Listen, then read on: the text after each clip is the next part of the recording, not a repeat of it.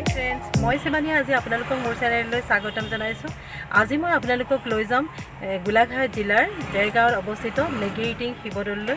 আৰু এই নেঘেৰিটিং শিৱদৌলৰ ইতিবৃত্তনো কি, আৰু নেঘেৰিটিং শিৱদৌল বুলি ক'লে যিসকল গৈছে সেইসকলৰ চকুৰ আগত এখন ছবি ভাহি আহে। সেই ছবিখননো কি জানিবলৈ হ'লে মোৰ ভিডিঅ'টো একেবাৰে শেষলৈকে চাই থাকিব। তেতিয়াহ'লে আহকচোন আজি আমাৰ লগতে আপোনালোককো লৈ যাওঁ নেঘেৰিটিং শিৱদৌল।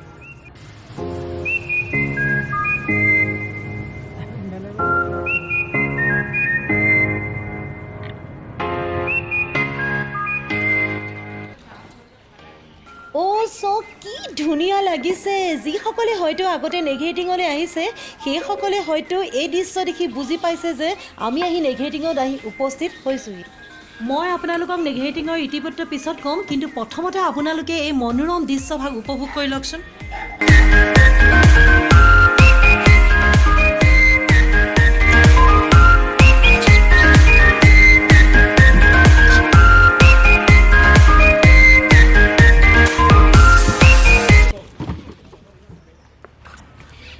এইখনেই হৈছে নেঘেৰিটিং শিৱ মন্দিৰৰ মূল গেটখন।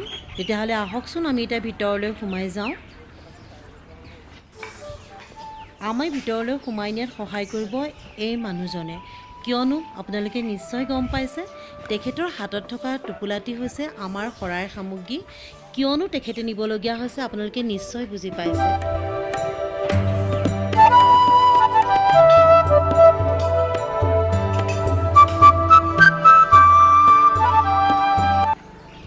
চাওকচোন, মই আপোনালোকক অকণমান দেখুৱাবলৈ চেষ্টা কৰিছোঁ। চাওকচোন, বান্দৰখিনি দেখিছেনে? আঁতৰৰ পৰা ইমান ধুনীয়াকৈ আছে।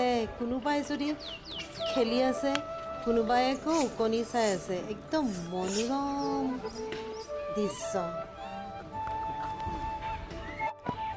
চাওকচোন, এই ভাগেই হৈছে সেই ৰজাদিনীয়া শিৱদৌল ভাগ, নেঘেৰিটিং শিৱদৌল ভাগ। এই শিৱদৌল ভাগ ৩৭ নং ৰাষ্ট্ৰীয় ঘাইপথৰ পৰা গুৱাহাটী ছাইডত আহিলে আপুনি লেফ্ট ছাইডে, আৰু যোৰহাটৰ ফালৰ পৰা আহোঁতে ৰাইট ছাইডে প্ৰায় ১.৫ কিলোমিটাৰমান সোমাই পেলাই পায়গৈ। এই মন্দিৰ ভাগ প্ৰায় ৮ৰ পৰা ৯ শতিকাতে কছাৰী ৰজাই সাজি উলিয়াইছিলে, আৰু ৰিকনষ্ট্ৰাকশ্যনৰ কাম কৰিছিলে আহোম ৰজা স্বৰ্গদেউ ৰাজেশ্বৰ সিংহই। এই মন্দিৰ ভাগ এটা টিলাৰ ওপৰত, সৰু টিলাৰ ওপৰত অৱস্থিত। আপুনি অলপ ওপৰলৈ উঠি আহিব লাগে। অতি মনোৰম দৃশ্য। এবাৰ আহক, এয়া ৰজাদিনীয়া মন্দিৰ ভাগ এবাৰ দৰ্শন কৰক। চাওকচোন, মই এবাৰ চাৰিওফালে ঘূৰাই দিছোঁ কেমেৰাটো।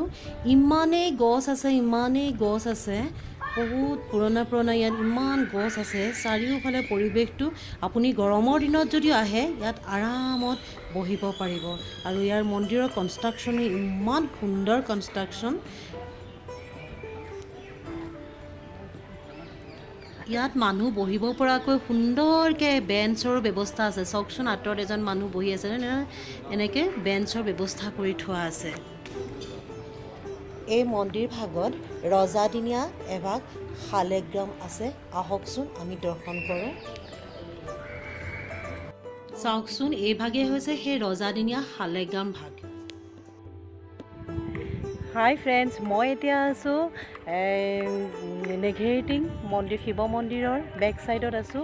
চাওকচোন, মই আপোনালোকক পৰিৱেশটো দেখুৱাবলৈ চেষ্টা কৰিছোঁ। কিমান সুন্দৰ পৰিৱেশ। মই আপোনালোকক তেতিয়াই কৈ আহিছিলোঁ যে এতিয়া তাত সকলোতকৈ আকৰ্ষণীয় এবিধ বস্তু, সেইবিধে হৈছে দেখিলে কেনেকৈ, যদি ইয়াত বাহিৰত যদি আপুনি কল কিনি নাহে তেতিয়াহ'লে ভিতৰত সোমাব নোৱাৰে।